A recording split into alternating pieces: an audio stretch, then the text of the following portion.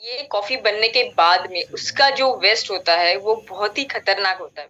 लेकिन उससे उल्टा था कि कई सारी चीजें भारत के पास ऐसी थी जो किसी के पास नहीं थी दुनिया, और भारत उन चीजों का निर्माण करता था और पूरी दुनिया को बेचता था। मेन ये रहता है बॉडी उसको बनाना। ऐसी उन्होंने बहुत सारी चीजें जो है वो कॉफी वेस्ट से बनाई। इनका एक ही मानना है कि nothing is waste in this world unless it is recycled. लोग हजारों किलोमीटर सफर करके सालों साल यहाँ भारत में रहने के लिए आते थे, सिर्फ और सिर्फ एजुकेशन के लिए। दुनिया के सभी विश्वविद्यालय हमारे देश में थे। तो चलिए दोस्तों, अब हम आगे बढ़ते हैं हमारे आज के सुविचार यानी कि आज के हमारे थॉट ऑफ द डे की और आज का हमारा थॉट ऑफ द डे है, as we look ahead into the next century, leaders will be those who empower others. जी हाँ दोस्तों, अब हम नई शताब्दी की ओर मार्गक्रमण कर रहे हैं और इस बात को हमें भली भांति जान लेना जरूरी है कि आने वाली सदी में दोस्तों जो दूसरों को एम्पावर करेंगे, सशक्त बनाएंगे, वही लीडर कहलाएंगे। और हमारे आने वाले स्पीकर के जैसा इसका उदाहरण और कोई भी नहीं हो सकता। दोस्तों, इन्होंने सिर्फ अपने साथ काम करने वाले टीम को ही नहीं बल्कि इस देश के युवा और महिलाओं को भी प्रेरित किया और एमसीएल के इस मिशन को और मजबूत बनाया है। तो चलिए आमंत्रित करते हैं साहस, सहानुभूति, कृतज्ञता की मूर्त executive director of MCL miss Prachi ठोरे।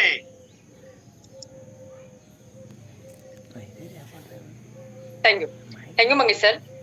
नमस्कार, एमसीएल परिवार में एक बार फिर से मैं आप सबका स्वागत करती हूँ। और चलिए हम बढ़ते हैं आज के वेबिनार सेशन की ओर।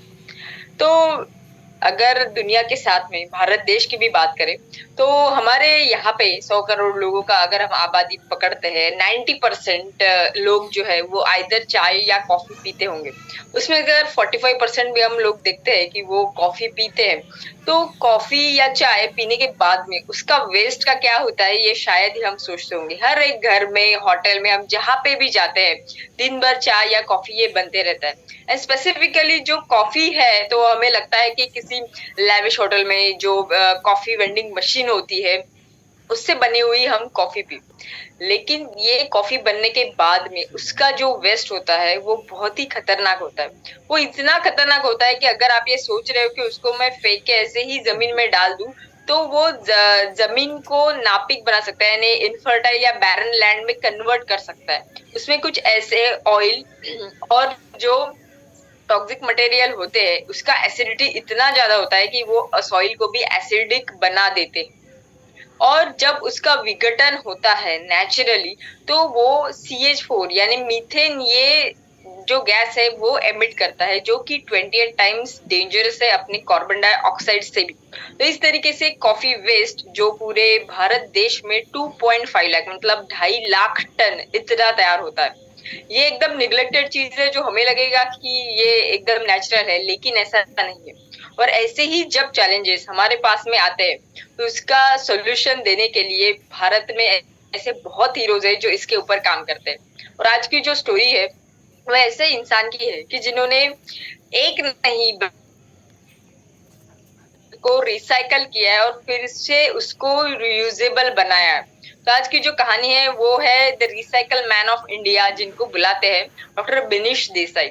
इनको इसीलिए बुलाते हैं कि इन्होंने आज तक 150 से भी ज्यादा मटेरियल को लिया है और उससे 200 से भी ज्यादा प्रोडक्ट्स अच्छे बनाए हैं, जिसमें sustainable roofing, sustainable tiling, roads और ऐसे कई डेली यूज मटेरियल है जो कि हम यूज कर सकते हैं। इसमें जब इन्होंने कॉफी वेस्ट को रिसर्च करना स्टार्ट किया तो वो बहुत ही कठिन था उसका स्ट्रक्चर कि उसको हम कैसे किसी चीज में कन्वर्ट कर सके। फिर उन्होंने उसको मेल्ट करने के बाद में उसको ऑर्गेनिक बाइंडर के साथ में कंबाइन किया और कंबाइन करने के बाद में उससे ऐसे मटेरियल बना कि जो कि सेम प्लास्टिक का मोल्ड होता है। फिर इनके पास में एक ही सिंपल चीज थी, वो ये थी कि उस प्लास्टिक के जैसे हम साचे बनाते हैं वैसे डिफरेंट साचे बनाए और वो कॉफी के वेस्ट से वो सुंदर जैसे रीयूजेबल चीजें, जैसे कि अपना मग होल्डर हो गया, बल्ब जो है उसका होल्डर हो गया, टूथपेस्ट का जो मेन ये रहता है बॉडी उसको बनाना। ऐसी उन्होंने बहुत सारी चीजें जो है वो कॉफी वेस्ट से बनाई।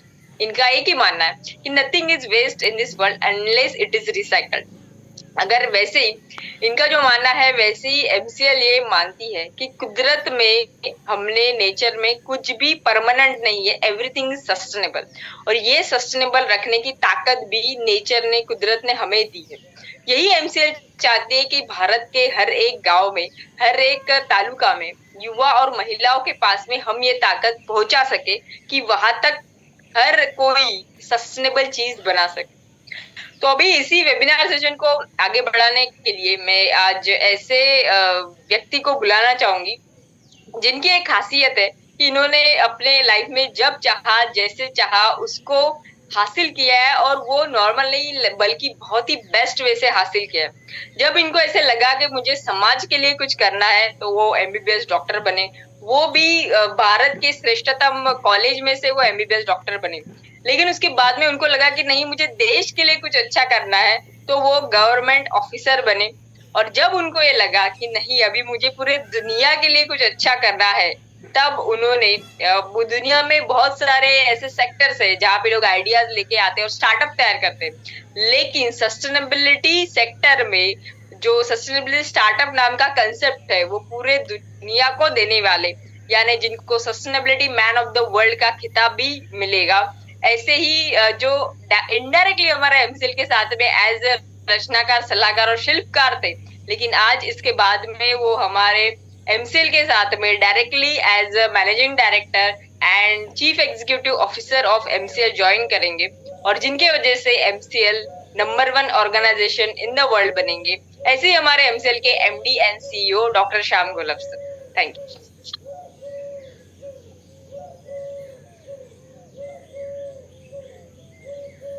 Thank you madam. दोस्तों नमस्कार, मैं डॉक्टर श्याम गुलाब फिर से एक बार आपका इस ट्रेनिंग सेशन में स्वागत करता हूं। मैं आशा करता हूं कि आप सभी लोग स्वस्थ हैं और आप अपने साथ अपने परिवार का, यानी घर का परिवार और एमसीएल परिवार दोनों का ख्याल रख रहे हैं। मैं ये भी उम्मीद करता हूं कि आप सभी लोग 1 घंटा बहुत अच्छी एक्सरसाइज कर रहे हो, अपने हार्ट, अपने लंग को मजबूत कर रहे हो और अपनी इम्यूनिटी को बढ़ा रहे हो। तो चलिए शुरुआत करते हैं आज के इस सेशन के साथ। दोस्तों, इस दुनिया में मनुष्य पिछले 2 से 3 लाख साल से है, यानी आज हम जिस अवस्था में हैं वो होमोसेपियंस आज से 2 से 3 लाख साल से है। और कई हजार सालों तक मनुष्य बाकी के जानवरों जैसे ही बर्ताव करता था, रहता था। वो दूसरे जानवरों को उसका शिकार करके खाता था, नहीं तो जो कुछ मिलता था उसको वो कलेक्ट करता था। तो वो हंटर और गैदरर था, एक जगह दूसरी जगह घूमता रहता था। ये एग्रीकल्चर, ये खेती है कि जिसकी वजह से मनुष्य को ये पता चला कि जमीन से मैं खाने के लिए अनाज उगा सकता हूं, और फिर वो एक जगह सेटल हो गए। फिर वो एक जगह उसने अपना मकान बनाया, उसकी बस्ती बनी और उसके गांव बने। और ऐसी गांव को बनते बनते बनते फिर अलग अलग संस्कृति, अलग अलग सभ्यता की शुरुआत हुई। दोस्तों, दुनिया में जितनी भी सभ्यता की शुरुआत हुई है, वो सभी सभ्यताओं की शुरुआत किसी न किसी नदी के किनारे हुई है। ये नदियां हैं जो अपने साथ बहुत सुंदर, बहुत अच्छी, बहुत उपजाऊ ऐसी मिट्टी लाती है और दोनों अपने किनारों पे बिछाती है, और उसी किनारों से तैयार होती है बहुत उपजाऊ ऐसी जमीन, और जिससे फसल, जिससे खेती अच्छी होती है। तो अलग अलग जगह पे ये अलग अलग संस्कृतियों का निर्माण हुआ, और इस संस्कृति के साथ, इस एग्रीकल्चर के साथ मनुष्य ने पशुपालन भी सीख लिया। मनुष्य का जैसे जैसे विकास होता रहा, वैसे वैसे मनुष्य के पास कई सारे अलग अलग विषय, शास्त्र, उसका भी विकास हुआ।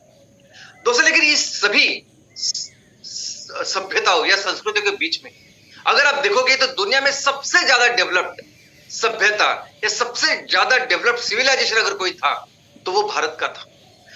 भारत की सभ्यता, भारत का सिविलाइजेशन इतना ज्यादा एडवांस था, इतना ज्यादा आगे था कि हम किसी दूसरी सभ्यता के साथ इसका कंपैरिजन ही नहीं कर सकते। यानी भारत क्या कर रहा था, भारत की संस्कृति क्या कर रही थी, उसके उसी वक्त चीन की संस्कृति या बाकी कोई भी संस्कृति क्या कर रही थी, इसका हम कंपैरिजन ही नहीं कर सकते। इतना ज्यादा डेवलप्ड भारतीय संस्कृति थी। इनफैक्ट हर विषय में, चाहे वो एस्ट्रोनॉमी हो, गणित हो, फिजिक्स हो, केमिस्ट्री हो, चाहे वो आर्किटेक्चर हो, हर चीज में, हर विषय में भारत इतना ज्यादा प्रोग्रेस था। और उसका प्रमुख कारण था हमारी एजुकेशन सिस्टम। हर विषय में भारत ने दुनिया को एक सही राह दिखाई। दुनिया का नेतृत्व किया और हर विषय में, जैसे भारत पूरी दुनिया में हर विषय में बहुत ही आगे डेवलप था, वैसी चीज हमारे भारत के अंदर भी थी। हमारे हर गांव में इस मनुष्य की जैसी जो अलग अलग जो जरूरतें बड़ी बड़ी वस्तुओं की, सेवाओं की, हर चीज के लिए, हर वस्तु के लिए, हर सेवा के लिए स्पेशलाइज्ड लोग हमारे गांव में भी थे। इनफैक्ट हमारा हर गांव भारत में एक स्वयंपूर्ण, एक सेल्फ सफिशिएंट, ऐसा आत्मनिर्भर ऐसे गांव था। जो भी मनुष्य की जरूरतें होती थी वो हमारे गांव में ही पूरी होती। लोग अलग अलग विषयों में, अलग अलग वस्तु तैयार करने में, अलग अलग सेवा देने में एक्सपर्ट होते थे और जो गांव की जो चीज है उसके लिए, गांव की जो जरूरत है उसके लिए कहीं बाहर जाने की जरूरत नहीं होती। हमारे पूरे देश में अलग अलग जगह पे ये पूरी परिस्थिति अलग अलग नाम से जानी जाती है। जैसे महाराष्ट्र में बलुतेदार अलुतेदार पद्धति इससे नाम से जानते हैं, वैसे ये हर गांव में दोनों ही चीजें बनती थी, यानी वस्तुएं भी बनती थी और सेवाएं भी बनती थी और उसमें स्पेशलिस्ट लोग भी थे। जैसे कुछ लोग थे वो सिर्फ वस्त्र बहुत अच्छी तरह से बनाते, कुछ लोग ऐसे थे जो मिट्टी के बर्तन अच्छे बनाते, कुछ लोग ऐसे थे जो लोहे के बर्तन या लोहे की जरूरी औजार जो खेती के लिए चाहिए वो बनाते थे। ये तो रहे वस्तुएं, लेकिन सेवा में भी अगर आप देखोगे तो सेवा में भी कुछ लोग थे जो हकीम, डॉक्टर का काम करते थे, कुछ अध्यापन का काम करते थे, कुछ रिसर्च का काम करते थे। तो ये अलग अलग वस्तुएं, अलग अलग सेवाएं हमारे गांव में होती थी और उसके लिए स्पेशलिस्ट लोग होते थे। और ये इन सभी वस्तुओं का, इन सभी सेवाओं का जो आदान प्रदान होता था, जिसे हम व्यापार भी समझ सकते हैं, ये व्यापार उन दिनों जिस सिस्टम से होता था, जिस पद्धति से होता था, उस पद्धति का नाम है वस्तु विनिमय पद्धति, यानी बार्टर सिस्टम। यानी इन व्यापार के बीच में, इस वस्तु विनिमय के बीच में कोई भी चलन या कोई भी पैसा नहीं था। यानी अगर किसान करता था, किसान अनाज उगाता था और अनाज वो दर्जी को देता था और उसके बदले में वस्त्र देता, वैसे ही अनाज वो किसी दूसरे आदमी को देता और उसके बदले में वो लोहे की जो चीजें उसको एग्रीकल्चर या खेती के लिए लगती वो लेता था। तो इस तरह से इस बार्टर सिस्टम में हर एक लोग एक दूसरे के साथ व्यवहार करते थे। अभी कौन सी चीज को ज्यादा महत्व है तो वो डिपेंड होता था कि किस चीज को ज्यादा डिमांड है, किस चीज की ज्यादा जरूरत है। और किसी भी व्यापार में, किसी भी बिजनेस में कोई भी कमोडिटी का महत्व या आपके बिजनेस कितनी तरक्की करेगी, ये जो चीज है वो बेसिक प्रिंसिपल पे होती है, डिमांड और सप्लाई। वैसे ही डिमांड और सप्लाई का तत्व उस टाइम भी लागू था बार्टर सिस्टम में भी, और उसका जो महत्व था उस चीज के महत्व के अनुसार उसका मूल्य होता था। लेकिन कुछ अच्छी भी चीजें थी बार्टर सिस्टम की, जैसे पूरे गांव में लोग एक दूसरे के ऊपर डिपेंडेंट हुआ करते थे अलग अलग चीजों के लिए। तो पूरा गांव एक घर जैसे, एक फैमिली के जैसे रहता था। दूसरा, उस गांव में जितने भी रिसोर्सेस थे वो ज्यादा से ज्यादा उसका यूटिलाइजेशन करके अलग अलग स्पेशलिस्ट लोग वहां तैयार होते थे। लेकिन ऑफ कोर्स जब ये व्यापार, ये पद्धति ज्यादा बड़े स्केल पे जब करनी थी या दो संस्कृतियों के बीच में, दो देशों के बीच जब ये काम करना होता था, तभी इस व्यापार के लिए, इस ट्रेड के लिए जरूर होती थी किसी एक स्टैंडर्ड, एक चलन की। और फिर तब से इस चलन की या पैसों की शुरुआत हो गई। अब इस करेंसी या चलन की भी जो कहानी है वो अपने अलग अलग संस्कृति में अलग अलग कहानी है। कुछ ऐसी भी संस्कृति है कि जहां चलन की शुरुआत कागज से हुई, कुछ ऐसी संस्कृति है कि जहां इस चलन की शुरुआत मेटल से हुई। तो ऐसी अलग अलग कहानियां, अलग अलग उस संस्कृति का जो स्पेशलाइजेशन है उसके अनुसार उसकी चलन का भी इतिहास वैसे है। लेकिन पूरी दुनिया को अगर हम देखें तो सबसे पहले चलन के तौर पर जो जरूरी ऐसे जानवर थे उनका उपयोग हुआ, यानी जैसे गाय, घोड़े, और इनके एक्सचेंज में वो वस्तुएं और बाकी की चीजें लेती। लेकिन जो चलन बहुत ज्यादा साल तक पूरी दुनिया में चला वो चलन था सोना। प्राचीन दुनिया है, प्राचीन और मध्ययुगीन, ऑलमोस्ट मध्ययुगीन, इन सभी टाइम में सबसे ज्यादा चलन करके जिसका इस्तेमाल हुआ वो था सोना। उसके बाद हर राजा, हर देश फिर उस अपने अपने यहाँ जो भी मेटल मिलता उससे उन्होंने सिक्के बनाए। उसके बाद में पेपर करेंसी आई जो हम देख रहे हैं। उसके बाद प्लास्टिक करेंसी आई, debit card, plastic credit card. उसके बाद नेक्स्ट, ना अभी पेपर की जरूरत है ना उस प्लास्टिक कार्ड की जरूरत है, अभी तो है ई मनी, इलेक्ट्रॉनिक मनी, ये जीपे, फोन पे, और इसके आगे भी हम जा रहे हैं क्रिप्टो करेंसी पे। तो दोस्तों, जब इंटरनेशनल ट्रेड यानी दो देशों के बीच में जब व्यवहार होता था, व्यापार होता था, तो सबसे ज्यादा इस्तेमाल होता था, और इस पूरे एरिया में सबसे ज्यादा जिसका इस्तेमाल हुआ वो था सोना। भारत एक ऐसा देश था जो पूरी दुनिया के लिए ऑलमोस्ट 35 से लेकर 40% तक जीडीपी का निर्माण करता, यानी पूरे दिन दुनिया में जितना भी व्यापार, जितना भी बिजनेस होता था, भारत का हिस्सा ऑलमोस्ट 40% था। वो क्यों था? क्योंकि भारत जिस तरीके से, जैसे हमने देखा कि हर गांव अपनी चीजों के लिए आत्मनिर्भर था, तो एज अ देश भी हमारा भारत पूरी ऑलमोस्ट जो भी चीजें चाहिए थे उसमें आत्मनिर्भर था। यानी कोई भी ऐसी चीज नहीं थी जो भारत को कहीं से मंगानी पड़ती। लेकिन उससे उल्टा था कि कई सारी चीजें भारत के पास ऐसी थी जो किसी के पास नहीं थी दुनिया, और भारत उन चीजों का निर्माण करता था और पूरी दुनिया को बेचता था। और इसमें बहुत सारी कोर जरूरी ऐसी चीजें थी, जैसे हम अन्न वस्त्र निवारा कहते हैं, अन्न अनाज, उसके लिए लगते हैं मसाले, पूरी दुनिया को मसाले बनाने दुनिया के लिए मसाले बना के उनको देने वाला अगर कोई देश था तो वो भारत था। ऑलमोस्ट हर देश में ये मसाले हमारे जाते थे, और इसकी मोनोपोली अरब लोगों के पास थी उस टाइम। उसके बाद वस्त्र, दोस्तों वस्त्र में दुनिया में सबसे ज्यादा वस्त्र का निर्माण करने वाला, और उस वस्त्र, सिर्फ वस्त्र ही नहीं, तो वस्त्र की जो फैशन है, उसकी डिजाइन है, सबसे बेस्ट अगर पूरी दुनिया में कोई बनाता था वो तो भारत था। उस टाइम भी बनाता था, और आज भी अगर आप देखोगे तो कॉटन के सबसे ज्यादा जमीन जहां कॉटन उगाया जाता है वो आज भी भारत में। तो कुछ चीज ऐसी थी कि पूरी दुनिया आज भारत के ऊपर उस टाइम में डिपेंडेंट है, और भारत ये सब चीजें दुनिया को देता था, और बदले में क्या लेता था? सिर्फ और सिर्फ सोना, जो चलन था। आज की तारीख में जैसे हम पैसे देते वैसे उस टाइम भारत सोना लेता था, और इतना सोना भारत के पास था, हर जगह में था, मंदिर में था, एजुकेशन जगह पे था, हर जगह पे था। और इसीलिए भारत को उस टाइम सोने की चिड़िया कहा करते थे। दोस्तों भारत व्यापार कितना बड़ा करता था। अभी इसके साथ मैं और एक आपको रिमाइंड देना चाहता हूं कि भारत, हम बिजनेस में इतने आगे थे कि पूरी दुनिया एक तरफ और भारत एक तरफ। अभी एग्जाम्पल के तौर पर हमारे देश को पूर्व तट और पश्चिम तट, ऐसे दो कोस्टल लाइंस है। अब ये पूर्व तट जो है, जो बंगाल का उपसागर को लग के है, वो पूर्व तट भी बिजनेस के लिए इतना फेमस था। वो पूरा तट कोरोमंडल कोस्ट के नाम से पूरी दुनिया में मशहूर था। आज की तारीख में अगर आप पूछोगे कोरोमंडल कोस्ट किसे कहते हैं, तो तमिलनाडु का जो पूर्व तट है उसे कहेंगे कोरोमंडल। लेकिन नहीं, उस टाइम ये पूरी, यानी आज का जो वेस्ट बंगाल है उससे लेके नीचे आखिरी एंड तक ये पूरा जो कोस्ट था, ईस्ट कोस्ट, ये कोरोमंडल के नाम से पूरी दुनिया में मशहूर था। जितने भी बाहर के लोग व्यापार करने आए वो पहले ईस्ट कोस्ट पे आए। अगर आपको याद होगा तो अंग्रेजों ने भी अपनी पहली जो राजधानी बनाई भारत की वो कलकत्ता में बनाई थी। तो ये सभी यूरोपियंस भी वो यहाँ आ गए। इनफैक्ट हमारे लिए जो प्रोडक्शन, जो माल तैयार करते थे, कमोडिटीज तैयार करते थे, हमारे बड़ा मार्केट करके चीन, जापान, थाईलैंड और ये सभी ईस्ट एशियन देश थे। अभी आप इस चित्र में जो लाख के ऊपर कलाकुसर करके जो बर्तन या और ऐसी कई सारी चीजें हैं जो आज भी चीन में उपयोग उसका होता है, और चीन की संस्कृति करके जिसका जतन होता है, जिसको आगे बढ़ाता है, ये सब भारत ने दिया हुआ है। ये भारत ने उनको लाख के ऊपर कैसे हस्तकलाओं करके ये चीजें उनको सिखाई भी और उनको दी, और बहुत बड़ा व्यापार भारत उनके साथ करता था, उनको देता था। जो वस्त्र आप देख रहे हैं वो वस्त्र जापान के लिए भारत ने उस टाइम में बनाया था।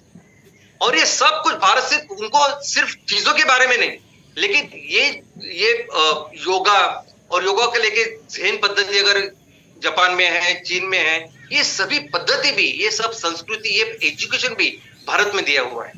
थाईलैंड के राजा हो या इनफैक्ट आज भी अगर आप थाईलैंड जाओगे तो वहां आपको देवी देवता नजर आएगी, ये बिकॉज हमारा प्रभाव ही इतना ज्यादा था। भारत का कोरोमंडल कोस्ट दुनिया में इतना मशहूर था कि आज भी ब्रिटेन में जो नेवल उनका है, नेवी, वहां कोरोमंडल एचएमएस है, वो सिर्फ और सिर्फ हमारे कोरोमंडल की वजह से। न्यूजीलैंड में अगर आप जाओगे तो वहां एक पूरा पेनिनसुला है, वो कोरोमंडल पेनिनसुला के नाम से है ये पेनिनसुला। ऑस्ट्रेलिया में कोरोमंडल वैली करके है। इतना तो छोड़िए, आज भी स्लोवानिया करके एक देश है। जैसे हम कहते हैं ना, हमारे यहाँ कहावत होती है कि तू खुद को क्या समझता, तू बादशाह है क्या? बादशाह का मतलब है तेरे पास बहुत संपत्ति है क्या, तू बहुत अमीर है क्या? इसलिए हम क्या बोलते हैं, तू क्या खुद को बादशाह समझता है? वैसे स्लोवानिया में क्या कहते हैं, इंडीजा कोरोमंडीजा, यानी सबसे समृद्ध, सबसे अमीर ऐसा प्रदेश, यानी वो था कोरोमंडल। आज भी कहते तो कोरोमंडल से है क्या, तो इतना। और इस कोरोमंडल के ऊपर कई सारी पोएट्री यूरोप में, बाकी के देशों में लिखी गई थी। और सिर्फ कोरोमंडल ही नहीं, वही सेम चीज थी मलबार, जो वेस्ट कोस्ट था। मसाले इतने फेमस थे भारत के कि वो ऑलमोस्ट दुनिया में हर जगह हमारे भारत में बनाए हुए जो मसाले जाया करते थे।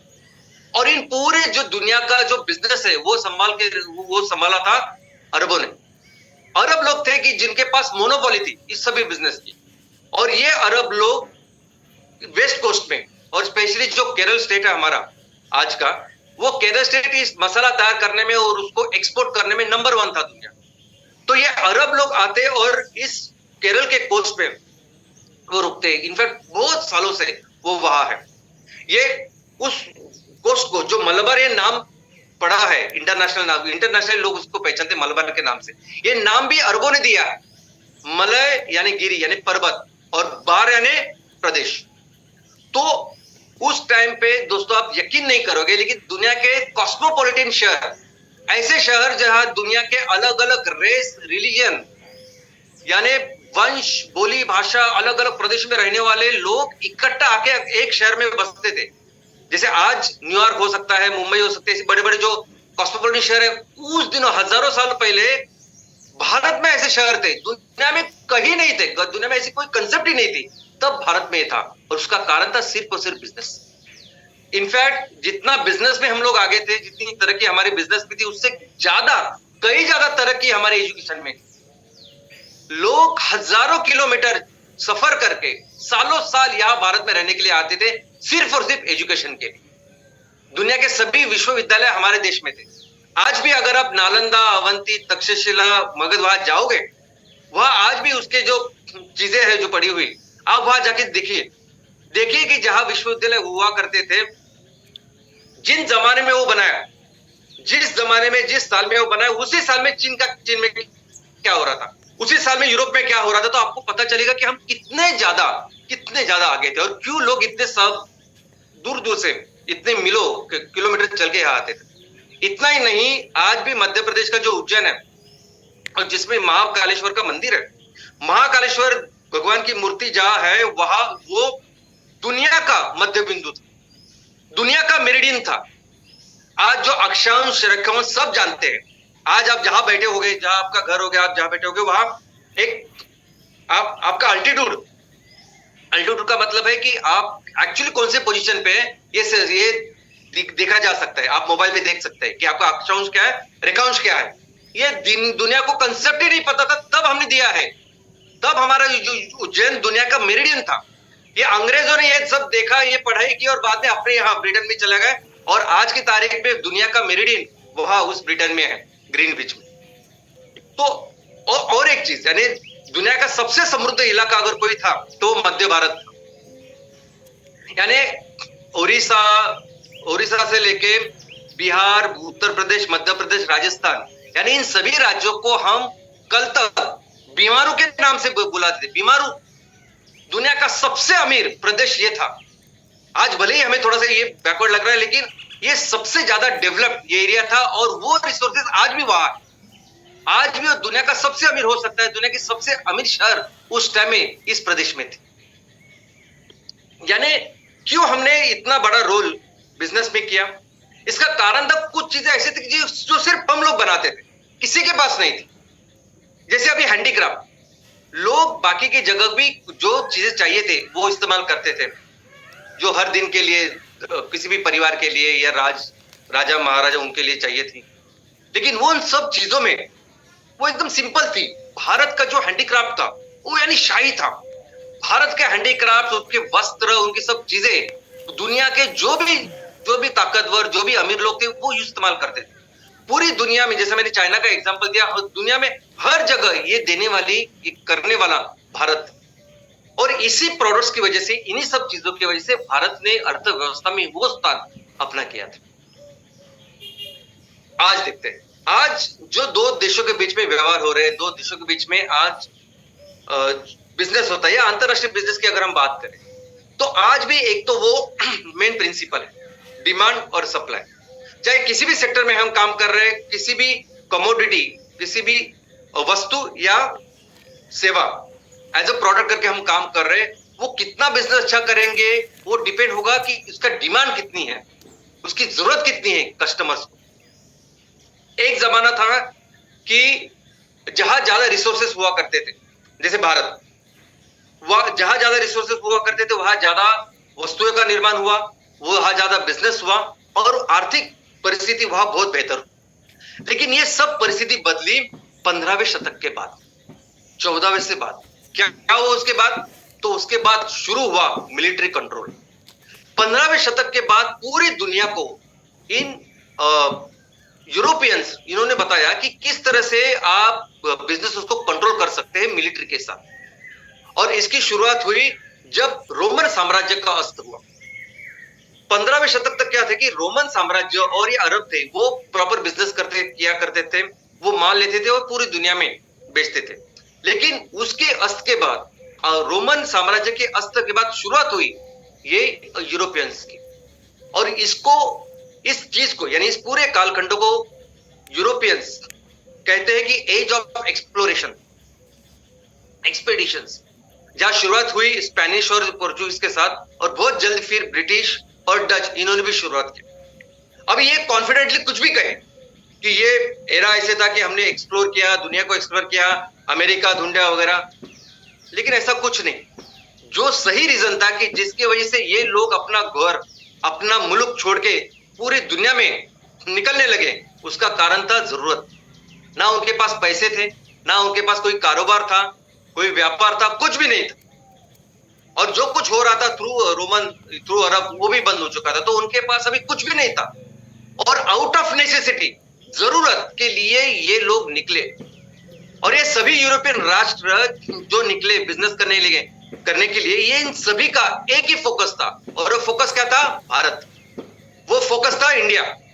सभी लोगों ने, यानी हम देखते हैं कि अंग्रेजों ने एक ब्रिटिश ईस्ट इंडिया कंपनी बनाई, लेकिन क्या आप जानते हैं कि उसके पहले डच ने डच ईस्ट इंडिया कंपनी बनाई? क्या आप जानते हैं कि कोलंबस ने, जिसने अमेरिका की खोज की, वो कोलंबस एक्चुअली निकला था भारत के लिए, लेकिन वो पहुंचा अमेरिका। तो हर कोई चाहता था कि भारत के साथ बिजनेस करे। लेकिन इन्होंने क्या किया कि इन्होंने जिस तरीके से बिजनेसेस किए, वो एक दूसरा साम्राज्यवाद करके एक दूसरे कालखंड का निर्माण उन्होंने किया। वो क्या करते थे, जहां जाते थे, जहां अलग अलग प्रदेश में जाते थे, वहां उन्होंने अपनी कॉलोनीज, अपना साम्राज्य की शुरुआत की। वहां वो रहने लगे, वहां का अर्थव्यवस्था, वहां का राजकारण और बाकी सभी चीजें अपनी मुट्ठी में ले ली। जो भी बिजनेस वहां किया वो सिर्फ और सिर्फ अपने फायदे के लिए किया, चाहे वो अफ्रीका हो, अमेरिका हो, भारत हो, हर जगह। और ऐसी जगह साम्राज्यवाद की वजह से इन्होंने, इन सभी देशों ने अपना खुद बहुत फायदा किया। और उसमें सबसे ज्यादा काम अगर किसने किया होगा, सबसे ज्यादा ये साम्राज्यवादी कोलोनाइजेशन करके खुद का बहुत मुनाफा, फायदा अगर किसने किया होगा कि कोई देश था, तो वो था ब्रिटेन, वो था ये अंग्रेज। इनफैक्ट एक टाइम ऐसा था कि दुनिया में इतना बड़ा साम्राज्य इन्होंने फैलाया था कि इस इंग्लैंड के बारे में, इस अंग्रेजों के बारे में लोग ये कहते थे, दुनिया ये कहती थी कि इंग्लैंड वो देश है कि जहां सूरज कभी सनसेट नहीं होता, यानी अस्त को नहीं जाता। ऐसा वो दुनिया का ऑलमोस्ट 24% लैंड, यानी दुनिया में जितनी भी जमीन है 24%, इसका मतलब उतने सारे देश इन अंग्रेजों के मुट्ठी में थे। लगभग 23% पॉपुलेशन दुनिया का इनके गुलामी में थी। इनफैक्ट ये सभी जो यूरोपियन थे, इन्होंने पूरी दुनिया में ये जो स्लेव ट्रेड है, स्लेव लेना, यानी निग्रोज और बाकी सब लोगों को लेके उस स्लेव का पूरे दुनिया में जो व्यापार था, इन लोगों ने शुरुआत की। ये जो कालखंड था कि जिसमें इस स्लेव ट्रेड की शुरुआत हुई, और ये इन्होंने सभी देशों ने किया। अंग्रेज आए, अंग्रेजों को ऑलमोस्ट 100 साल पहले पोर्चुगीज आए थे। दोस्तों, हमारे देश की अगर बात करें तो हमारे देश में ये सभी लोग हमारे देश के लिए ही निकले थे, और हमारे देश में भी इन लोगों ने बहुत सारे, ऑलमोस्ट इन सभी 4 देशों ने अपना अपना काम किया। पोर्चुगीज की बात करें तो अंग्रेजों के 100 साल पहले पोर्चुगीज आए थे, और अंग्रेज हमें छोड़ के 1947 में चले गए। लेकिन उसके बाद 1961 दिसंबर 1961 तक पोर्चुगीज यहाँ थे। गोवा, दीव, दमन ये उनके पूरे मुट्ठी में था और उसके बाद दिसंबर 61 में वो निकल गए। आज भी अगर आप देखोगे तो गोवा में कई सारे ऐसे गांव है कि जहां पूरा गांव पोर्चुगीज बोलता है और वही है फ्रेंच का। हमारे कुछ ऐसी कॉलोनीज है जैसे ईस्ट कोस्ट पे पौंडीचेरी एक ऐसा शहर था जो फ्रेंच लोगों ने छोड़ा जनवरी 1962 में और वहां आधे से ज्यादा लोग स्कूल में फ्रेंच सीखते हैं। तो ये तो परिस्थिति थी। इस तरह से लोगों ने शुरुआत कैसे हुई? शुरुआत ऐसी बिजनेस कैसी हुई कि आपके पास ज्यादा रिसोर्सेज है तो आप बिजनेस कर सकते हो, आप बिजनेस में आगे गए। लेकिन बाद में ऐसा कालखंड आया कि जिस कालखंड में इन लोगों ने फिर मिलिट्री कंट्रोल किया, कॉलोनाइजेशन किया, साम्राज्यवाद बढ़ाया और हमने देखा कि कैसे अलग अलग देशों में उन्होंने अपना साम्राज्य करके फायदा किया बिजनेस का। लेकिन ये तरीका आज कैसे हो रहा है? आज कैसे लोग बिजनेस को कंट्रोल कर रहे हैं? तो आज तो तरीका और भी आसान हो गया है। पहले क्या होता था कि पहले जाना पड़ता था, युद्ध करना पड़ता था, मिलिट्री का उपयोग करना पड़ता था और ये सब करके उस बिजनेस का कंट्रोल वो पाते थे। अब इनसे बहुत आसान ऐसे तरीका बिजनेस कंट्रोल करने का निकला है पूरी दुनिया में। और वो तरीका क्या है? वो तरीका है इन्वेस्टमेंट, वो तरीका है फंडिंग। यानी आपको उस देश में भी जाने की जरूरत नहीं, आप अपने देश में हो ना, वह अपने देश में रह के वो बिजनेस कंट्रोल कर सकते हैं। क्या करना है आपको? आपको इन्वेस्टमेंट करनी है, आपको फंडिंग करनी है। और किसी भी कंपनी की अगर 51% से ज्यादा या 50% से ज्यादा अगर इक्विटी के आपके पास है तो आप उसके मालिक बन जाते हो। तो बिजनेस कौन चलाता है? तो वो प्रमोटर, वो बिजनेस चलाता है, वो बढ़ा रहा है। हर दिन जो उसका वर्किंग वो सब देख रहा है, प्रोडक्ट्स वो तैयार कर रहा है, उसके ऊपर रिसर्च डेवलपमेंट कर रहा है, बेहतर से बेहतर प्रोडक्ट तैयार कर रहा है, मार्केटिंग कर रहा है, बेच रहा है, सब कुछ कर रहा है। ये कुछ भी नहीं कर रहा है। ये सब करने के बाद जो पैसा तैयार हो रहा है at the end of the day वो कहा जा रहा है? तो उन लोगों के पास जिन्होंने इसमें निवेश किया है। इतना ही नहीं, अगर वहां उस देश में जहां इन्होंने ये पैसे डाले हुए और इक्विटी ली है, वहां अगर उस देश के लिए, वहां के लोगों के लिए अगर कुछ करना है तो वह कर नहीं सकते। कौन? वो कंपनी है। उस बोर्ड में भी सबसे ज्यादा मेंबर्स इन लोग के रहते हैं जो निवेशक होते हैं। तो वो डिसाइड करेंगे कि क्या जरूरी है और वो फिर देखते नहीं कि उन लोगों की क्या जरूरत है। तो इस तरीके से आज की तारीख पे बिजनेस को कंट्रोल किया जा रहा है। और ये जो स्टार्टअप्स है, ये स्टार्टअप तो वो साम्राज्यवाद का एक नया तरीका है। जिस तरीके से अंग्रेजों ने काम किया, पोर्चुगीज बाकी सभी लोगों ने काम किया, वो सेम तरीका है आज तक कि स्टार्टअप दिखने में हमारे देश की दिखती है लेकिन अल्टीमेटली पूरा फायदा उनको मिलता है। दूसरा तरीका बिजनेसेस को कंट्रोल करने का वो है टेक्नोलॉजी। ये सभी लोग पूरा फोकस अगर किस में करते होंगे तो वो है टेक्नोलॉजी। किस तरह से टेक्नोलॉजी डेवलप करें और पूरा ध्यान टेक्नोलॉजी के ऊपर करने के बाद आज आप देख सकते हो कि सिर्फ और सिर्फ टेक्नोलॉजी की वजह से वो कैसे पूरी दुनिया के बिजनेसेस को कंट्रोल कर रहे हैं। इनफैक्ट ये बात अलग है कि टेक्नोलॉजी डेवलपमेंट करने में मैक्सिमम लोग आपको भारतीय नजर आएंगे, मैक्सिमम जगह पे आपको भारतीय नजर आएंगे। लेकिन ये कंपनियां अभी अमेरिका की जो बेस्ट 5 कंपनियां हैं, जो $1 ट्रिलियन कंपनीज है, वो सभी के सभी टेक्नोलॉजी कंपनीज है जो आज पूरी दुनिया में काम कर रही है। और इस पूरे सिस्टम में, इस पूरे परिस्थिति में भारत में जो बिजनेसेस हो रहे हैं उसका इकोसिस्टम अगर हम इसकी पढ़ाई करेंगे तो हमारे यहाँ एक अच्छे प्रमोटर्स है जो मेहनत करते हैं, सब कुछ करते हैं। लेकिन अल्टीमेटली ये सब होने के बावजूद, यानी टैलेंट भी है, रिसोर्सेस है, ये सब होने के बावजूद भी उतना फायदा हमारे यहाँ नहीं हो रहा है, हमारे लोगों को, हमारे किसानों को नहीं हो रहा है। और इसका कारण यही है, ये फंडिंग, ये इन्वेस्टमेंट। क्योंकि मैं क्यों कहता हूं कि इसका फायदा नहीं हो रहा है? क्योंकि हमारा जीडीपी नहीं बढ़ रहा है जितना बढ़ना चाहिए। आज भी हमारा जीडीपी 3.5% से लेकर 4% से कम है, जो बहुत कम है। जितना कंट्रीब्यूट हम कर सकते हैं, जितने रिसोर्सेस हमारे पास, उसके कंपैरिजन में बहुत कम है। आज भी अगर हम देखेंगे तो पर कैपिटा, प्रति व्यक्ति जो इनकम है भारत का, वो कितना पीछे है।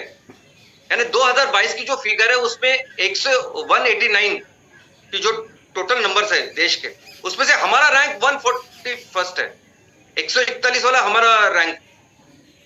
यानी दुनिया का जो एवरेज है वो हमसे 6 गुना है। और यही दर्शाता है कि वो नहीं उपयोग हो रहा है हमारे इस रिसोर्सेस का। लेकिन यही चीज अगर रिसोर्सेस से आप कंपैरिजन करें, एक तो हुआ इकोनॉमी के बारे में, लेकिन रिसोर्सेस के बारे में कंपेयर करिए ना। हमारे देश में जितने रिसोर्सेस है वो किसी भी देश के साथ आप कंपेयर कीजिए, आपको लगता है कि अमेरिका की बड़ी इकोनॉमी है, उनके साथ कंपेयर कीजिए, यूरोप है, चीन है, यानी इनके पास कुछ भी नहीं है जो भारत के पास है। आपको अगर देखना है तो ये जो अमेरिका, यूरोप, चीन, हर जगह आप जाके आइए, घूम के आइए, पर्यटन के लिए जाइए, आप वो सब देख के आए और बाद में भारत में आने के बाद आपको पता चलेगा कि भारत में कितनी सारी चीजें जो उनके पास है ही नहीं। तो रिसोर्सेज जो हमारे पास है वो जबरदस्त है, और दूसरे ह्यूमन जो इसका उपयोग करके बेहतर बिजनेस बना सकता है, ये ऐसे बेस्ट टैलेंट भी है ना भारत में, जो दुनिया चला सकते, जो कुछ भी कर सकते, और हम करेंगे। देखो आप, मैं, हम सब मिलके भी इसको कर सकते हैं। आज भी डिमांड और सप्लाई यही वो चीज है जो कई सारी चीजों में, बिजनेसेस में काम करती है। इनफैक्ट जो कोर बिजनेसेस होते हैं, जो कोर चीजें होती है, देखो एक तो है जिसकी आवश्यकता हो या ना हो आपके ऊपर डिपेंड है कि आपकी क्या कैपेसिटी, और कुछ चीजें ऐसी है कि जो हर एक को लगती है, अत्यावश्यक होती है, और अत्यावश्यक चीजों के लिए जो बिजनेस है वो हमेशा आपका चलता रहता है, वो हमेशा चलता रहे। तो कुछ अत्यावश्यक चीजें हैं जिनके बिजनेस, जो अत्यावश्यक चीजें हैं जो लोगों को लगती है, जो परिवार को लगती है, किसी व्यक्ति को लगती है, वो बिजनेसेस होते हैं। लेकिन अंतरराष्ट्रीय लेवल पे कुछ ऐसी चीजें हैं जो देश को लगती है, और वो सबसे इंपॉर्टेंट चीज अगर अंतरराष्ट्रीय लेवल पे, ग्लोबल लेवल पे अगर कोई है तो वह ईंधन और ऊर्जा। दुनिया में आयात निर्यात से लेके किसी भी देश की इकोनॉमी जिसके ऊपर सबसे ज्यादा डिपेंडेंट है वो है ईंधन और ऊर्जा। हर देश चाहता है कि वो ईंधन और ऊर्जा में सेल्फ सफिशिएंट बने, आत्मनिर्भर बने, क्योंकि पूरी इकोनॉमी इसके ऊपर है। आज तक पूरी दुनिया में जितने भी युद्ध हुए हैं, जितने भी अंतरराष्ट्रीय युद्ध हुए हैं, वो सिर्फ और सिर्फ इसकी वजह से हुए, इंक्लूडिंग वर्ल्ड वॉर्स, यहां तक कि ईरान, इराक, और आज के भी रशिया यूक्रेन का जो युद्ध चल रहा है वो सिर्फ और सिर्फ इस ऑयल और गैस के लिए, ईंधन और ऊर्जा के लिए। जो भी नेचुरल गैस रशिया यूरोप को सप्लाई कर रहा है वो जा रहा है इस यूक्रेन से, और रशिया को टोटल कंट्रोल चाहिए इस यूक्रेन के ऊपर, ताकि वो अपना ऑयल एंड गैस, ये अपने ईंधन और ऊर्जा का बिजनेस अच्छी तरह से कर पाए। और क्यों नहीं कोई यूक्रेन का साथ दे रहा है? क्योंकि अगर कोई भी यूरोपियन राष्ट्र उसने अगर यूक्रेन का साथ दिया तो उसकी रोजी रोटी, उसका ईंधन बंद हो जाएगा रशिया के कंट्रोल में। ये अमेरिका क्यों हर जगह, ईरान, इराक हो या बाकी कहीं जाता है और अपना इंटरफेरेंस करता है? अमेरिका वही जाता है, अभी अमेरिका की भी अगर आप हिस्ट्री देखोगे तो अमेरिका वही जाके इंटरफेरेंस करता है जहां ईंधन और ऊर्जा होती है। तो ये एक ए सेक्टर है जो पूरी दुनिया को आज भी कंट्रोल कर रहा है और हमेशा कंट्रोल करता है। और दूसरी है टेक्नोलॉजी, जिसके थ्रू देश दूसरे को कंट्रोल कर रहा है। और हम देख रहे हैं कि जापान एक ऐसा देश है कि छोटे होने के बावजूद वो इतना बड़ा व्यापार, इतना बड़ा बिजनेस, जीडीपी का निर्माण कर रहा है ओनली बिकॉज ऑफ टेक्नोलॉजी। हमारे देश में भी देखिए ना, टोयोटा, सुजुकी, सोनी, होंडा, ये सब जापानीज। इसके बावजूद कि हमें लगता है कि हमारे देश का जीडीपी कम है, टेक्नोलॉजी पे हम लोग डिपेंडेंट है, ऐसा सब कुछ रहे, इसके बावजूद मैं कहता हूं कि भारत दुनिया की सबसे बड़ी अर्थव्यवस्था बनने वाला है। इसके बावजूद मैं कहता हूं कि हम मिलके भारत को दुनिया की सबसे बड़ी अर्थव्यवस्था बनाएंगे। कैसे? देखते हैं। सबसे पहले हम जिस सेक्टर में, जिस विषय में काम कर रहे हैं ना, ये कंपलसरी है। ये प्रोडक्ट जो है डिमांड सप्लाई के सिर्फ इतना तत्व नहीं, ये कंपलसरी है, अत्यावश्यक है। इनफैक्ट अभी तो ये टाइम है कि इसकी सबसे ज्यादा जरूरत है, क्योंकि आज एक बहुत भयानक संकट का सामना पूरी दुनिया कर रही है, और वो है क्लाइमेट चेंज। दोस्तों, हमने सबने 2 साल तक कोरोना देखा, कोरोना का पैंडेमिक देखा। जिस कोरोना पैंडेमिक में जिसको इन्फेक्शन होता है उसमें से 97% लोग बचते, 3% लोग मर रहे थे उस टाइम। और लोग राह देख रहे थे कि कब वैक्सीन आएगा, कब हमारी जान छूटेगी। उससे 1 लाख गुना बड़ा संकट ये क्लाइमेट चेंज का है। इसमें इन्फेक्शन कुछ नहीं दोस्तों, पूरी सृष्टि इसमें तबाह हो रही है। आज हर दिन 150 से लेके 200 स्पेसीज हमेशा के लिए ये धरती छोड़ के लिए लुप्त हो रहे हैं इस क्लाइमेट चेंज की वजह से। और अगर इसको सेव करना है, इसको बचाना है दुनिया को, तो सिर्फ एक ही सॉल्यूशन है, वो बायोफ्यूल। बाकी कोई सॉल्यूशन ही नहीं है। ये सोलर, ये ईवी सब टाइम पास है, ये बिल्कुल सस्टेनेबल नहीं है। हाइड्रोजन के ऊपर भी अगर काम करें तो ये बिल्कुल सस्टेनेबल नहीं है। सस्टेनेबल सिर्फ वो है जो कुदरत इतने सालों से करती आ रही है और जो कुदरत कर रही है, और वो है बायोफ्यूल। ये जो हम काम कर रहे हैं, ये बिजनेस हम कर रहे हैं ना, ये वैक्सीन है दुनिया को बचाने का। और इसलिए हमारा ये जो लक्ष्य है, आज हमारे पास इतनी कैपेसिटी है, भारत में इतनी रिसोर्सेस है कि दुनिया के लिए 30% ये बायोफ्यूल्स हम तैयार कर सकते हैं और करेंगे। और ये एक चीज हमें एक महासत्ता बना सकती है, हमें नंबर 1 इकोनॉमी बना सकती है। आज रशिया दुनिया को 10% ऑयल एंड गैस तैयार करता है और इतनी दादागिरी करता है, और हम 30% की बात कर रहे हैं और वो करेंगे। ये जो ऑर्गेनिक फर्टिलाइजर है ना दोस्तों, हर देश में जो खेती हो रही है ना, वो केमिकल फर्टिलाइजर से हो रही है। उनके पास नहीं है ऑर्गेनिक फर्टिलाइजर, वो क्रूड ऑयल से वो फर्टिलाइजर बनाते हैं और उसका उपयोग कर रहे हैं, और उसी केमिकल, वही केमिकल सब हर जगह जा रहे हैं, और उसकी वजह से कैंसर फैलता जा रहा है, कैंसर बढ़ता जा रहा है। और इसको अगर रुकाना है तो एक कंपलसरी केमिकल फर्टिलाइजर को रिप्लेस करना होगा ऑर्गेनिक फर्टिलाइजर के साथ, लेकिन उनके पास उत्पत्ति नहीं है, नहीं होता उनके यहाँ उतना प्रोडक्शन जो भारत के यहाँ हो सकता है। और करेंगे हम, तैयार करेंगे और उनको बेचेंगे। और ये जो एम कैफे है वो एक्चुअली वैक्सीन जैसे काम करेगा इस कैंसर के लिए। ये भी हम जो एमएसपी की बात कर रहे हैं, सस्टेनेबल प्रोडक्ट्स की बात, ये भी बहुत जरूरी है, क्योंकि हर कोई जो प्रदूषण हो रहा है ना, जो मिट्टी का हो, पानी का हो, हवा का हो, सब हो रहा है इसकी वजह से कि जो कुछ चीजें आज हम लोग इस्तेमाल कर रहे हैं, सबके लिए रॉ मटेरियल आ रहा है वो क्रूड ऑयल से। आपको अंदाजा नहीं, लेकिन क्रूड ऑयल फ्यूल के लिए जितना इस्तेमाल होता है उससे ज्यादा ही आज की तारीख में इस्तेमाल हो रहा है बाकी की चीजों के लिए। और यही चीजें फिर आज पूरा कचरा बन के पूरे पर्यावरण को खराब कर रही है। और इसलिए जरूरी है हमें अपने तहसील से लेके पूरे दुनिया को ये सस्टेनेबल प्रोडक्ट्स देने की, क्योंकि यही है चीज जो अपनी पर्यावरण की रक्षा करेगी। और मिलके जो हम काम कर रहे हैं ना अभी, और जिस काम में भारत का सबसे बड़ा एडवांटेज है, वो काम ही दुनिया को, इस इकोसिस्टम को बचाने वाला है, पर्यावरण को बचाने वाला है। लेकिन हमें ये काम करते समय हमें इतिहास से सीखना पड़ेगा, कुछ चीजें बहुत इंपॉर्टेंट सीखनी पड़ेगी। नंबर 1 सबसे जरूरी क्या सीखनी पड़ेगी? कौन सी वो चीज है जिससे गुलामी फिर से आ सकती है? कौन सी वो चीज है जिससे हम फिर से गुलाम बन सकते हैं? कौन सी वो चीज है कि फिर से ये लोग हमारे बिजनेस का कंट्रोल ले सकते हैं? और वो चीज है इन्वेस्टमेंट, वो चीज है फंडिंग।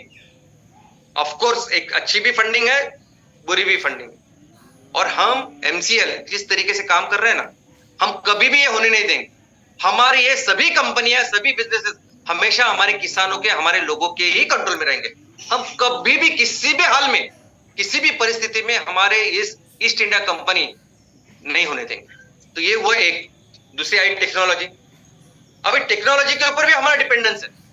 अभी आप देख रहे हैं ना कि जब टीवी आया तो पूरी दुनिया को टीवी को क्या कहा पूरी दुनिया ने? Idiot box. टीवी के सामने आप बैठे हो, आपका शरीर काम नहीं करता, आपका दिमाग काम नहीं करता। और उस टाइम में कहा कि जब टीवी के सामने कुछ नहीं होता था, टीवी के ऊपर ज्यादा कुछ नहीं होता था। और अगर टीवी को आप इडियट बॉक्स बोल रहे हैं तो मोबाइल को क्या कहेंगे? आज हमारे लोगों के, बच्चों के, युवाओं के पूरा ब्रेन उसमें जा रहा है। ऐसा एक भी समय नहीं कि वो मोबाइल से बिना रह ही नहीं सकते। आज ऐसी परिस्थिति है। और इसी परिस्थिति का फायदा उठा के ये जो कुछ कंपनियां है, टेक्नोलॉजी डेवलप कर रही है, इसकी डिपेंडेंस हमारे उनके ऊपर बढ़ा रही है। और वो भी एक तरफ से हमारी गुलामगिरी है जिनके पीछे हम लोग जा रहे हैं। लेकिन चिंता करने की कोई जरूरत नहीं, हमारे पास इन सब के सोल्यूशन भी है, रिसोर्सेज भी, और हम करेंगे। और इसीलिए इस क्रांति की शुरुआत ऑलरेडी हमने की है, शुरुआत हो चुकी है। दोस्तों आपको अंदाजा नहीं, लेकिन इंटरनेशनल मार्केट में अभी हम जो काम कर रहे हैं एमसीएल में, हम सभी लोग मिलके, ये एम कुकिंग सिस्टम एक गेम चेंजर है। एम कुकिंग सिस्टम ये डिसरप्शन है।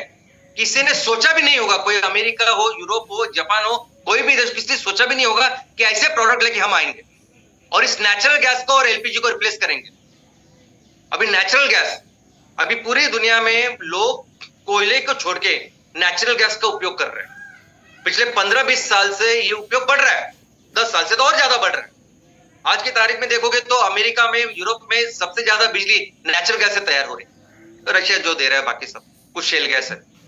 अभी आपको अंदाजा ही नहीं कि नेचुरल गैस में जो मीथेन है वो कितना बड़ा दुश्मन पूरी दुनिया का बन चुका है। आईपीसीसी ने जो रिपोर्ट दी है, और सिर्फ आईपीसीसी नहीं, कई सारी संस्थाओं ने, कि सबसे बड़ा दुश्मन अभी मानव जाति का कुछ है, और सर नंबर 1 कि जिसके वजह से ये ग्लोबल वार्मिंग हो रही है, गर्मी इतनी ज्यादा तेजी से बढ़ रही है पिछले दशक में, तो उसका कारण है मीथेन। ये नेचुरल गैस जिसमें ये मीथेन है, इसको नेचुरल कहते हैं हम लोग, लेकिन कैसे बनाते हैं, कैसे उसको लेते हैं, पूरे धरती को फोड़ फाड़ के एकदम अंदर जाके उसकी पूरी क्रैकिंग वगैरह करके नेचुरल गैस बाहर निकाल रहे हैं हम लोग, और उस नेचुरल गैस को, उस मीथेन को फिर लिक्विफाई करके एलएनजी करके पूरी दुनिया को हम लोग दे रहे हैं। हर जगह पे इस मीथेन का इतना लीकेज होता है इस्तेमाल करने तक। आप उसको आप इलेक्ट्रिसिटी के लिए इस्तेमाल करो या घर के लिए इस्तेमाल करो, हर जगह मीथेन इतना ज्यादा हो रहा है कि आईपीसीसी ने बोला है कि आज के तारीख पे सबसे ज्यादा यानी 40% से भी ज्यादा जो ग्लोबल वार्मिंग हो रही है पिछले दशक में जो हुई, वो मीथेन की वजह से हुई। हमने पढ़ाई की कि मीथेन कार्बन डाइऑक्साइड से 21 गुना ज्यादा ग्लोबल वार्मिंग करवाता है, गर्मी ज्यादा पैदा करता है। लेकिन आईपीसीसी के रिपोर्ट में ये जो फिगर है ये 50 गुना है, 50 गुना।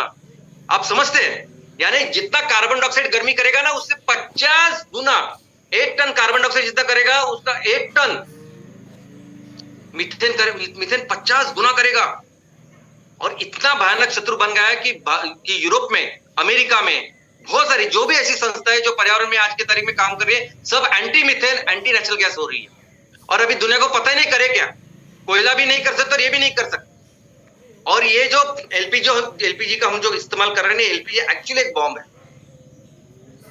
बॉम्ब के जैसा जो उसका एक्सप्लोजन होता है, फटता है, यानी यो गैस इतने हाई प्रेशर के अंदर, वो पूरा बॉम्ब ही हम लोग इधर उधर उसका उपयोग करते हैं। और इसके एक्सप्लोजन की वजह से जो तबाही होती है वो सिर्फ डेवलपिंग नेशंस में ही नहीं, डेवलप्ड नेशन में भी सेम खतरा होता है हमेशा। और ऐसी परिस्थिति में जब एमसीएल एम कुकिंग सिस्टम लेके आ रहा है ना, तो दोस्तों इसका जो मार्केट डिमांड है ये ह्यूज है, ये एक्चुअली सस्टेनेबल है, दुनिया का जरूरत है इसकी, और ये कम नहीं होने वाला इसका, ये हमेशा आगे बढ़ते ही रहेगा और ऐसे ही रहेगा। इनफैक्ट ये एक सिंगल प्रोडक्ट है जो हमें दुनिया की नंबर 1 कंपनी बना सकता है। हम जब सिर्फ भारत की बात करते हैं हम, कि भारत में 43% परिवार है जिनके पास कुछ है ही नहीं जलाने के लिए, बाकी के लोग हैं जो एलपीजी का इस्तेमाल करते हैं जो इतना महंगा है, बाकी सब कारण से हमारे पास।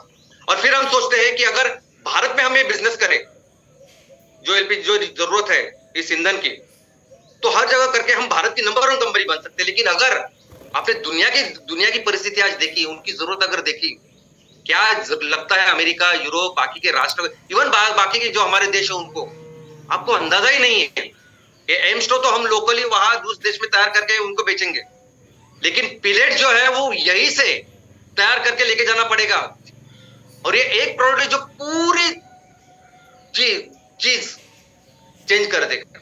लेकिन इसके साथ जब कोल की बात आते हैं, जब एम पिलेट और एम कोल जब साथ में आएंगे ना दोस्तों, तो आज दुनिया की जो नंबर 1 कंपनी है ना, दुनिया की सबसे बड़ी कंपनी, उससे कम से कम 3 गुना बड़ी कंपनी हम लोग बनाएंगे, कम से कम 3 गुना।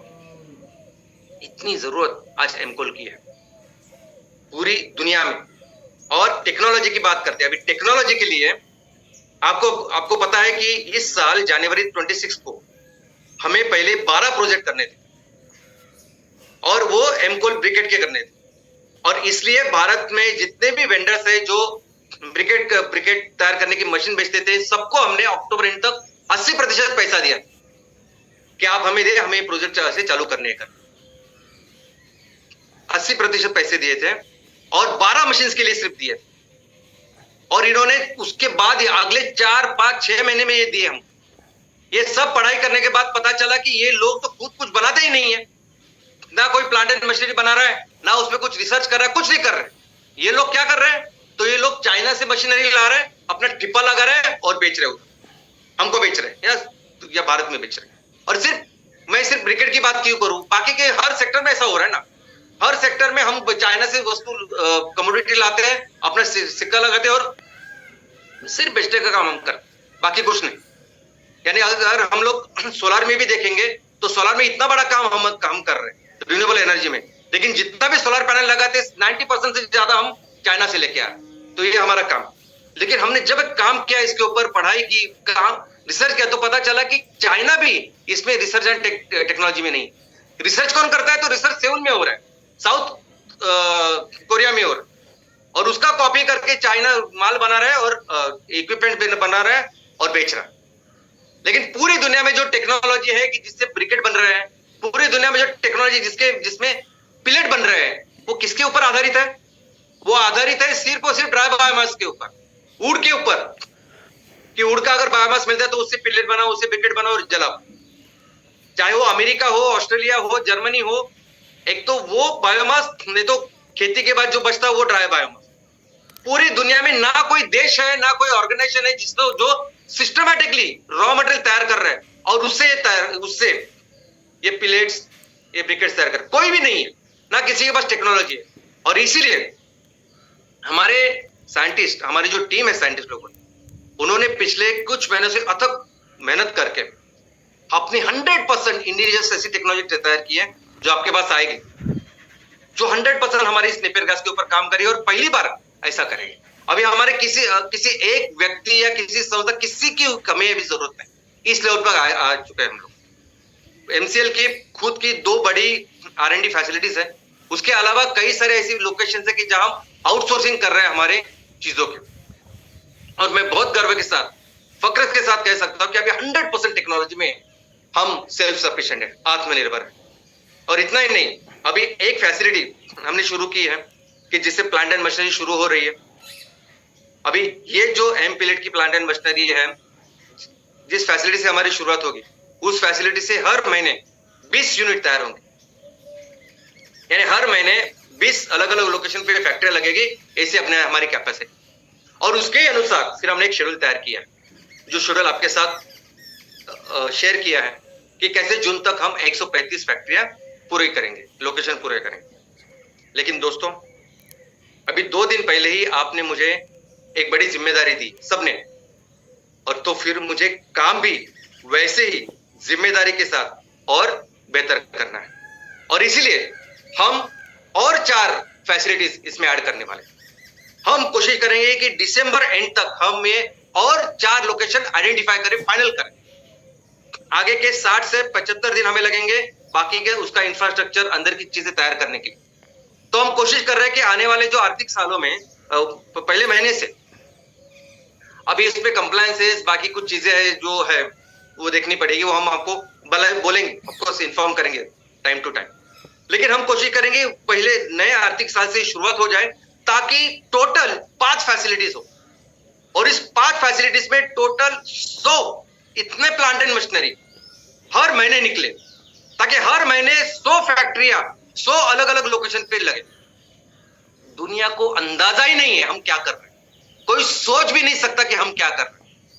दोस्तों, ये जो पेस है, ये जो स्पीड है, ये जो स्केल है काम का, ये किसी इससे कभी भी सोचा नहीं किसी ने बायोफ्यूल में। आज आपकी हर फैक्ट्री की जो आउटपुट कैपेसिटी है, इंस्टॉल कैपेसिटी, वो 10,800 टन है साल की। एक फैक्ट्री साल में 10,800 टन इतना बायोफ्यूल, इतना एमकोल, एमपिलेट तैयार कर सकते हैं, इसी कैपेसिटी। अभी जब 100 फैक्ट्रियां हर महीने लगाएंगे, इसका मतलब हर महीने 10,80,000 टन साल का इतना तैयार करने वाली फैक्ट्री की शुरुआत करेगी एमसीएल। 10,60,000 टन हर महीने हम लोग ऐड करेंगे।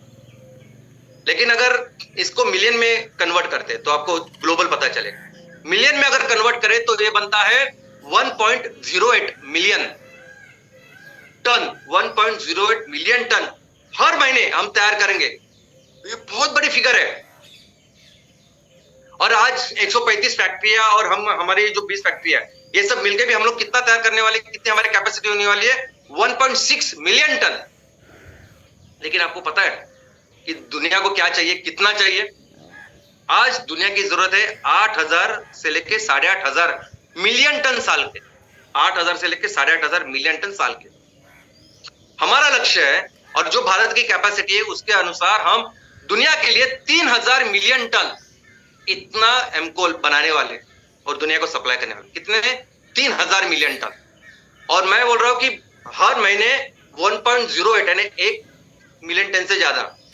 तो आने वाले दिनों में ये जो फैसिलिटीज, मैं 5 फैसिलिटीज की बात कर रहा हूं, आने वाले दिनों में हर स्टेट में ऐसी फैसिलिटी शुरुआत करनी पड़ेगी, तब जाके हम उस स्केल को पहुंचेंगे। दुनिया को जितनी वैक्सीन की जरूरत है उस वैक्सीन को पहुंचेंगे।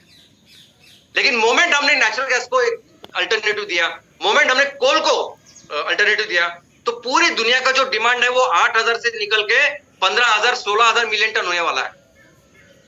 और हमें अपनी कैपेसिटी बनाने के लिए, बढ़ाने के लिए फिर हमें हमारे आजू बाजू के जो देश है वहां जाना पड़ेगा, वहां जाएंगे, करेंगे। हमारे देश में जैसे एग्रो क्लाइमेटिक कंडीशन है वैसे हमारे आजू बाजू के देश में, श्रीलंका में है, पाकिस्तान में है, बांग्लादेश में है, वहां जाके भी करेंगे ना बिजनेस। इनफैक्ट जो ओरिजिनल भारतवर्ष है वो भारतवर्ष तो वो अफगानिस्तान से शुरू होके म्यांमार तक था, वो पूरा एक खंड था, वो फिर से जुड़ सकता है, वो फिर से जुड़ सकता है इस एमकोल की वजह। और वहां भी वैसे बिजनेस करेंगे, वहां भी लोगों के साथ वैसे ही बिजनेस करेंगे, लोगों को 20% CSR देंगे और मिलेंगे और करेंगे, और फिर अपनी भी कैपेसिटी 3000 से लेके 5000 तक लेके जाएंगे। और दोस्तों करेंगे, और इसकी पूरी जिम्मेदारी मैं लेता हूं, अभी तो ऑफिशियली लेता हूं कि मिलकर हम अपने देश को दुनिया की सबसे बड़ी अर्थव्यवस्था बनाएं, दुनिया को सबसे ज्यादा फ्यूल निर्माता, फ्यूल सप्लाई करने वाला, ऑर्गेनिक फर्टिलाइजर सप्लाई करने वाला और सस्टेनेबल प्रोडक्ट सप्लाई करने वाले ऐसे देश को, इस देश को हम दुनिया के नंबर 1 इकोनॉमी बनाएं। और ऑफ कोर्स इस सारे प्रोसेस में एमसीएल दुनिया की नंबर 1 कंपनी बनेगी और हम अपने देश को फिर से दुनिया का सबसे महान देश बनाएंगे। जय हिंद, जय MCL.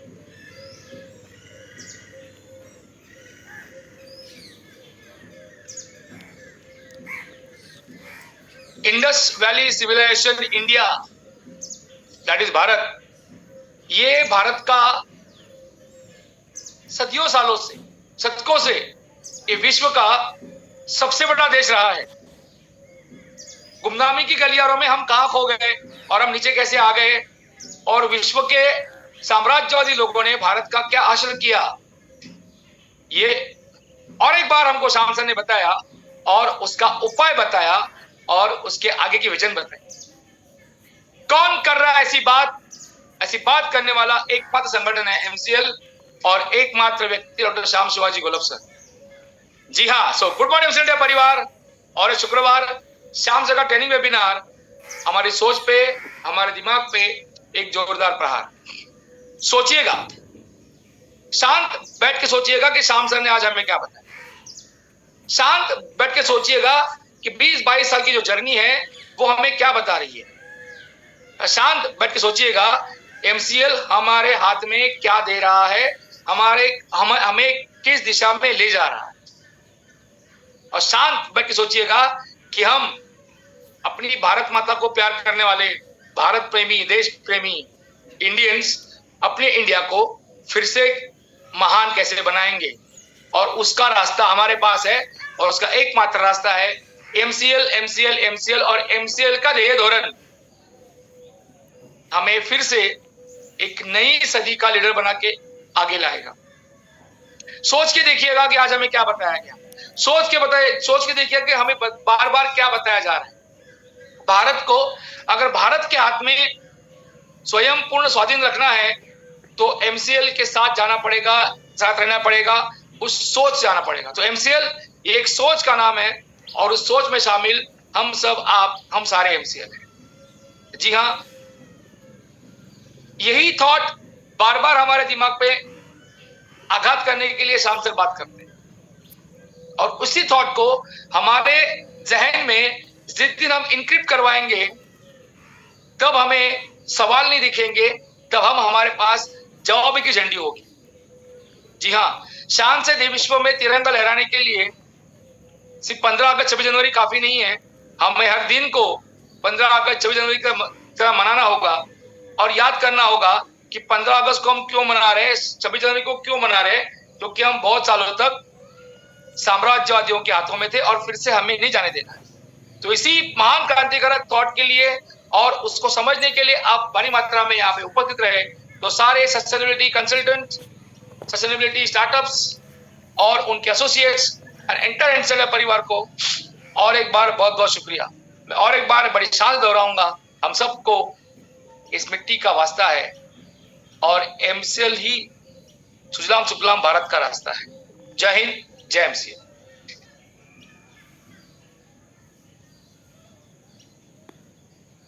Thank you very much, Dr. Lavesh sir, and thank you very much, Prachi madam. दोस्तों, आज जो स्टोरी हमें प्राची मैडम ने बताई है, डॉक्टर विनीश देसाई, सही मायने में हमें ये पता चलता है कि कितनी काबिलियत है हम भारतीयों में, और इसी काबिलियत का इस्तेमाल करके किस प्रकार से अलग अलग सॉल्यूशंस हम दुनिया के लिए लेकर आ रहे हैं। दोस्तों, यही सॉल्यूशन का जो जरिया है, ये चीजें हम और बड़े पैमाने पर किस प्रकार से कर सकते हैं, इसका पूरा रोड मैप आज हमें बताया डॉक्टर श्याम गोलब सर ने। दोस्तों, हम जानते हैं कि किस प्रकार से हम हमारी हिंदू संस्कृति, हमारी इंडियन संस्कृति जो है, ये किस प्रकार से इतनी प्रगल्भ थी और किस प्रकार से हम दुनिया में नंबर 1 थे, लेकिन कुछ चीजों की वजह से आज जो हम दूसरे के ऊपर डिपेंडेंट है, आज भी हमारे पास ये मौका है कि हम आने वाले दिनों में दुनिया से लेने वाले नहीं बल्कि दुनिया को देने वाले बन सकते हैं, और फिर एक बार हम दुनिया की नंबर 1 की अर्थव्यवस्था बन ही सकते हैं, और साथ ही साथ हमारे देश को फिर से सुजलाम सुफलाम बना सकते हैं। इस पूरी दुनिया को हम इस आपत्ति से बचा सकते हैं, और ये सारी चीजें हम कैसे कर सकते हैं, किस प्रकार से इन छोटी छोटी चीजों में ये रास्ते छुपे हैं, ये सॉल्यूशंस क्या है, ये सारी बातें आज हमें बताई डॉक्टर श्याम सर ने। सो दोस्तों, आप सभी की ओर से मैं डॉक्टर श्याम गोलब सर का यहाँ पर धन्यवाद अदा करता हूँ, और साथ ही साथ हमारे सारे नेशनल सस्टेनेबिलिटी कंसल्टेंट, हमारे सारे बीडीएस, हमारे सारे एमवीपी, हमारे सारे एमएसएस और हमारे सभी चैनल पार्टनर और हमारे सारे स्टेक होल्डर्स, इन सभी का दिल से शुक्रिया अदा करता हूं। तो धन्यवाद दोस्तों, आप सभी लोगों का मैं फिर एक बार शुक्रिया अदा करते हुए आप लोगों को याद दिलाना चाहता हूं कि चैट बॉक्स में जो लिंक आप लोगों के साथ में शेयर की गई है, उस लिंक के ऊपर जाकर आपका फीडबैक आप हमारे साथ जरूर शेयर कीजिएगा। याद रखिए दोस्तों, आपका फीडबैक हमारे लिए बहुत बहुत बहुत मायने रखता है। तो दोस्तों, आप सभी को इसी के साथ मैं ये कहना चाहूंगा कि आप अपना और अपने संपूर्ण एमसीएल परिवार की सेहत का ख्याल रखिएगा, और फिर एक बार हम मिलेंगे अगले शुक्रवार कुछ नया लेकर। लेकिन जो लर्निंग आज हमने की है, उस लर्निंग को आने वाले 7 दिनों में हमें इम्प्लीमेंट करना है, हमारे ग्राम लेवल पर, हमारे तहसील लेवल पर, और हमें फिर एक बार वो चीजें करके दिखानी है किस प्रकार से हम हमारे देश को नंबर 1 की अर्थव्यवस्था बना सकते हैं। तब तक के लिए मैं मंगेश सेलार, आपका होस्ट, आप सबसे अलविदा कहूंगा। धन्यवाद।